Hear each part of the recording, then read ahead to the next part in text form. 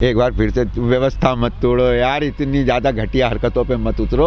और मोदी जी से कहो कि थोड़ा बहुत, मैं उन्हें 4-5 कैरेक्टर्स बता दे रहा हूँ, उनके बारे में पढ़ें और जानकारी करें।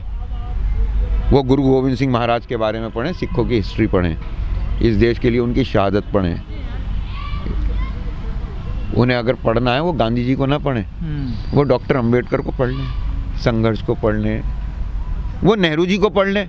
अगर नेहरू जी की लिखी हुई एक किताब कोई भी प्रधानमंत्री माननीय मोदी उसके 4 पेज खड़े होकर मंच पे से पढ़ के सुना देंगे तो भाई मैं संन्यास लेके केदारनाथ उसी गुफा में चला जाऊंगा जहाँ पे मोदी जी जाते हैं। चलिए ठीक है। तो सबसे एक अफसोस की बात ये बता दूं कि राजनीति में पतंग इस वक्त जो वर्तमान झटका लगा है वो क्या है। जब नेहरू जैसे पढ़े लिखे इंसान ने, जिसने डिस्कवरी ऑफ इंडिया जैसी किताब लिखी, एक उसने ऑटोबायोग्राफी का एन ऑटोबायोग्राफी लिख के एक स्टैंडर्ड फिक्स करा, उसको जब पढ़े लिखे को, बुद्धि के मालिक ब्राह्मणों के सर्वश्रेष्ठ प्रोडक्ट को एक नकली डिग्री वाले गुजराती ने आके गाली बकनी शुरू करी और ब्राह्मणों ने तालियां बजाई, उस दिन भारत की राजनीति का पतन हो गया था, क्योंकि बुद्धि भ्रष्ट हो चुकी थी। अगर ब्राह्मण ब्रह्मा के सर से निकला है और बुद्धि का मालिक है और इस हरकत पे ताली बजा रहा है तो हम उसके लिए अफसोस के अलावा कुछ नहीं कर सकते।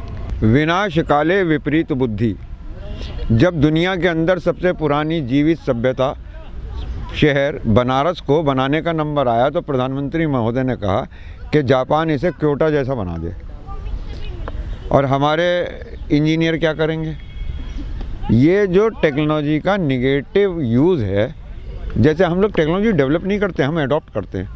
पहले मैं आपको थोड़ा सा इसमें उदाहरण दे दूं कि माँ के पेट में बच्चे को कोई ऐसी बीमारी ना हो जो बाहर आके इलाज ना हो सकता हो, अंदर ही ठीक हो जाए, उसके लिए अल्ट्रासाउंड डेवलप किया गया था। हिंदुस्तान में ये देखने के लिए इस्तेमाल किया जाने लगा कि गर्भ में लड़की है कि लड़का है, और फिर उसके पास गर्भपात की संख्या इतनी बढ़ी कि लड़कियों का अनुपात बिगड़ गया। फिर कानून बना, फिर उसमें थाने की भी इनकम हो गई, कचहरी भी उसके अंदर जुड़ गई, क्योंकि हमने उस टेक्नोलॉजी को गलत इस्तेमाल करा। अब ये जिस तरीके के ऐप्स बनाए जा रहे हैं, ये ऐप्स बनाए नहीं जा रहे हैं, बनवाए जा रहे हैं। कोई पैसा इस काम मात्र का दे रहा है कि तुम इस काम को करो। तो इसमें ये बच्चे तो अपने आप में इतने दोषी नहीं हैं जितने इनके पीछे की वो ताकतें जो कि इस टेक्नोलॉजी का दुरुपयोग करके समाज में कुरीतियाँ फैलाना चाहते हैं, बुराइयां फैलाना चाहते हैं। और सबसे दुर्भाग्यपूर्ण बात जो है, भारत की मति के ऊपर जो पत्थर पड़े हैं उसका एक उदाहरण आपको दे दूं। 76 वकीलों ने सुप्रीम कोर्ट के भारत के मुख्य न्यायाधीश को चिट्ठी लिखी और कहा कि ऐसी धर्म संसद में जो जहर उगला जा रहा है उस पर स्वतः संज्ञान लें। सो मोटो आप मुझसे कह रहे हैं कि मैं अपने आप, अगर आपके कहने से मैं संज्ञान ले रहा हूं तो वो स्वतः कहाँ रह जाएगा? आप मेरे पास चिट्ठी नहीं लिखेंगे। वकील का और कोर्ट का काम, जो रिश्ता है वो इश्क मोहब्बत का नहीं है, बाप बेटे का नहीं है कि साहब चिट्ठी लिख के बातचीत होगी।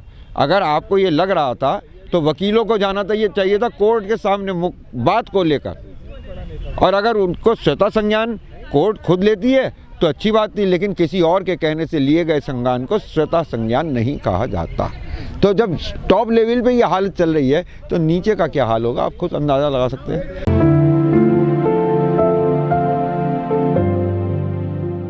सर, हमारे देश में जितने भी ऐप यूज कर रहे हैं, चाहे व्हाट्सएप हो, फेसबुक हो या और इंस्टाग्राम वगैरह, ये सब विदेशी हैं और करोड़ों लोग हमारे देश के इनको यूज करते हैं। हमारे देश के किसी भी वैज्ञानिक ने या इंजीनियर ने ऐसे ऐप कोई नहीं बनाए हैं, लेकिन जो नई युवा आ रहे हैं वो हिंदू मुस्लिम पे ज़्यादा ध्यान दे रहे हैं। वो असली चीज़ें क्यों नहीं कर रहे हैं जो उनको करना चाहिए था?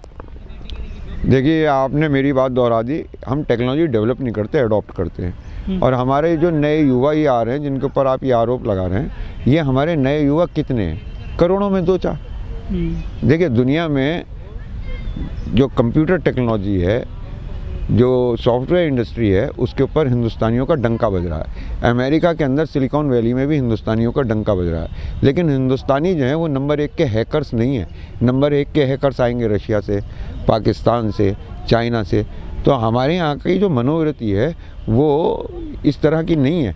लेकिन इस वक्त कुछ लोग ऐसे हैं जो इस टेक्नोलॉजी का इस्तेमाल करके अपने और मकसद हासिल करना चाहते हैं, और उसके लिए सबसे आसान तरीका ये है कि देश के अंदर बंटवारे की, एक दूसरे से को लड़ाने की बात होती रहे, निगेटिव चीज़ें चलती रहें, और बाकी सब जो इसके साथ जुड़े हुए हैं, ऐसे तो नेट पर ड्रग्स भी बिक रही हैं, सेक्स रैकेट चल रहे हैं, ये सब तरीके की बुराइयां हैं। इनके लिए पुलिस है, एजेंसीज़ हैं, वो जांच करें, गिरफ्तार करें। पर मेरा अपना मानना ये है कि जब इसके अंदर वो ऐप बनाने वाला हाथ आ जाए तब रुकना नहीं चाहिए। उसके पीछे कौन पैसा लगाने वाला है, उसके पीछे इस आइडियोलॉजी को बढ़ावा देने वाले कौन लोग हैं, उन तक भी वो हाथ एजेंसीज़ के पहुंचने चाहिए, तब बीमारी का इलाज हो पाएगा। क्या राजनीतिक स्टंट हो सकता है इन जो युवाओं के पीछे, कोई जो इनको उकसा रहा है इस तरह के काम करने के लिए? अगर इसके पीछे कोई राजनीति है तो वो देश के लिए घातक है, हमारी लोकतंत्रीय व्यवस्था के लिए घातक है, और उसकी जांच होनी चाहिए। लेकिन मेरा अपना ये मानना है कि हम राजनीति ही नहीं जानते, राजनीति इसे नहीं कहेंगे जो ये किया जा रहा है, ये तो अपराध है। धर्म संसद हुई है सर, वहाँ पे हरिद्वार में एफआईआर होती जा रही है, लगातार जहर घुला जा रहा है। जो संत हैं क्या वो ऐसी बात कर सकते हैं? समाज को तोड़ने के, देश को तोड़ने की बात कर रहे हैं, वो आपस में बांटने की बात करते हैं। यही तो इस देश का दुर्भाग्य है, यही तो भारत माता का दुर्भाग्य है कि जिन्हें संत कहा जा रहा है वो तो ऐसी बातें कर रहे हैं। जो इनकी जिम्मेवारी है उनकी जाँच करना और अपराध को दर्ज करके गिरफ्तार करना, वो डर के मारे चुप बैठे हुए हैं।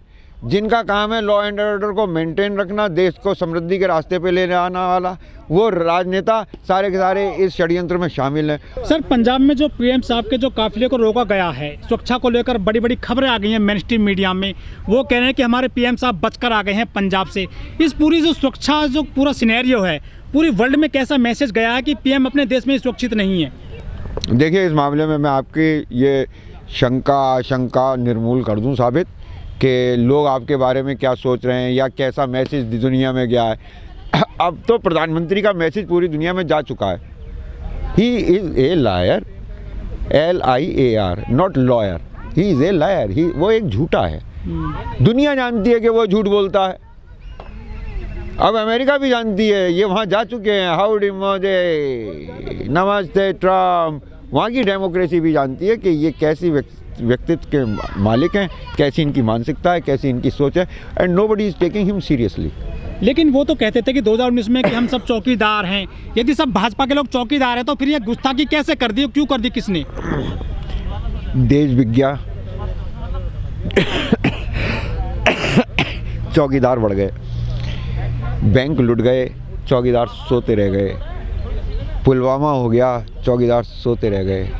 अब इनके दुर्भाग्यों के बीच में ये सब हो रहा है, तो चौकीदार जितने हैं इन सबको बर्खास्त कर देना चाहिए। लोग कहते हैं कि सर जो मोदी जी हैं उनकी 56 इंच की छाती है, बहुत मजबूत प्रधानमंत्री है, मजबूत हाथों में है देश। और कुछ लोग तो ये भी कहते हैं कि शेर पालना है तो खर्चे तो उठाने पड़ेंगे, बहुत मजबूत हाथ में है देश और मजबूत प्रधानमंत्री है। तो ये घटना कैसे घट गई? देखिए, यहाँ तक 56 इंच के सीने वाली बात है तो मैं आपको बता दूं कि अभी इस किसान आंदोलन में मेरे को एक ग्रामीण परिवेश के बुजुर्ग से मिलना हुआ। वो भरत सिंह भरतू जो हैं कहलाते थे, 85 साल की उनकी उम्र है। तो प्रधानमंत्री जी 56 इंच के सीने वाले,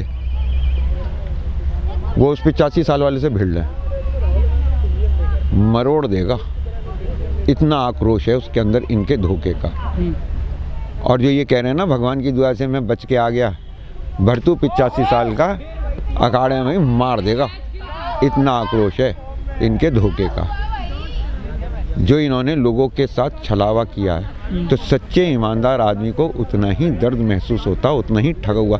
ठग को ठग लो तो कहता है कि ठीक है मैं सबको ठगता हूँ, मैंने को भी ठग लिया, कोई बात नहीं है। लेकिन एक भरोसे वाले को, जो तुम पे भरोसा करे, उसे ठगो तो दर्द ज़्यादा पहुँचता है। अगर वो देश के सामने अपनी फिजिकल फिटनेस का उदाहरण दे रहे हैं, अगर मैं भी उनकी जगह होता तो मैं ऐसा करता।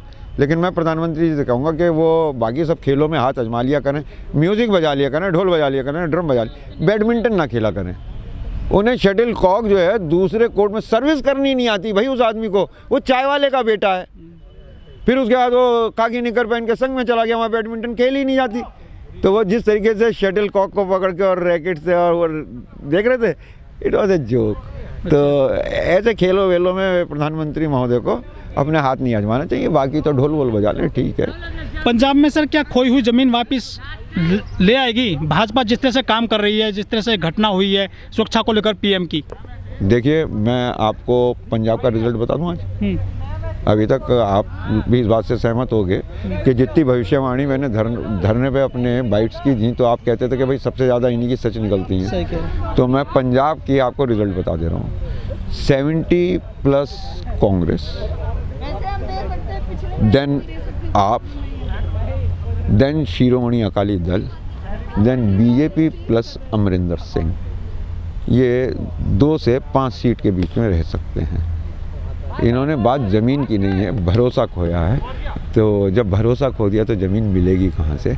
ये इसी क्रम में रहेंगे, 70+ कांग्रेस और 2 से 5 के बीच में बीजेपी प्लस अमरिंदर सिंह, इनसे ऊपर शिरोमणि अकाली दल और उससे ऊपर आम आदमी पार्टी। सर 5 राज्यों में चुनाव होने जा रहे हैं कुछ महीनों के बाद में, तो जिस तरह से घटनाक्रम हो रहे हैं देश में, क्या लग रहा है? कुछ भी हो सकता है सुरक्षा को लेकर या फौजियों को लेकर, हमारे जवानों को लेकर, कुछ ऐसी लगती है आपको? क्यों कुछ भी हो सकता है देश में? जिस दिन ये देश ये सोच लेगा कि कुछ भी हो सकता है, नहीं चलेगा, उस दिन इस देश की स्थिति सुधर जाएगी। अफसोस की बात यह है कि 70 साल और असफलता का रोना रोने वाली ये जो सरकार आई, आज ये इस नौबत पे ले आई है कि लोगों को राशन देना पड़ रहा है, उनके घर में उनको खाने के लिए देना पड़ रहा है, और इसका बड़ा घातक परिणाम भी हो रहा है। अभी आपने देखा सरसों का तेल उस किट के अंदर है जो प्रधानमंत्री बांटते हैं मुफ्त में, तो उसका पैसा कौन देता है? जनता दे रही है सर। और तेल का रेट क्या हो गया? तो दुगना हो गया। अरे भाई, पहले 100 लीटर बिकता था, 100 रुपये को बिकता था, अब उसमें से 50 लीटर जो है मुफ्त जाना है, तो उन्होंने कहा बाकी 50 के 200 रुपये कर दो। तो जो खरीद रहा है, अच्छा ये जो 50 लीटर बट रहा है, इनमें से पैसे में कन्वर्ट होकर बहुत सारे अफसरों की जेब में जा रहा है, नेताओं की जेब में जा रहा है।